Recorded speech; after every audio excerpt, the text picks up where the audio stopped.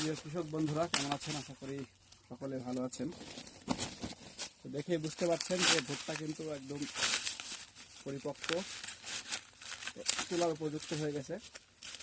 আজকে থেকে স্টার্ট করলাম ভুট্টা তোলা।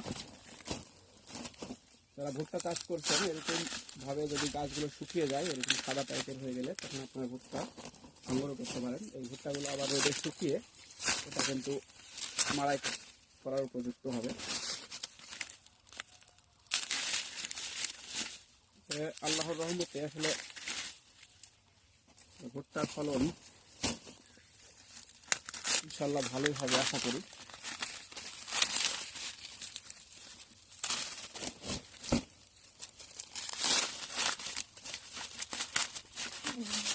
দেখেন একটা ক্যানের সাইজ, এটা হচ্ছে আল্লাহর রহমত ছাড়া অন্য কিছু না। এত সুন্দরভাবে হয়েছে ভুট্টাগুলো, আল্লাহ যেটা দিয়েছে এটাই অনেক শুকরিয়া।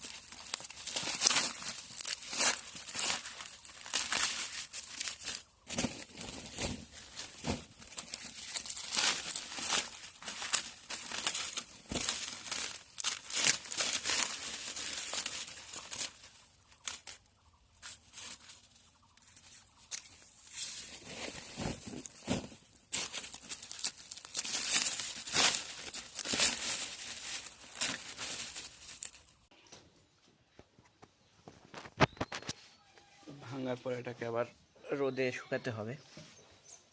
শুকানোর পরে এটা যদি আপনার মেশিনে দেন সেক্ষেত্রে এই দানাগুলো ভালো হবে, যার কারণে যথেষ্ট পরিমাণ রোদ দিতে হবে ভুট্টার ভাঙার আগেই।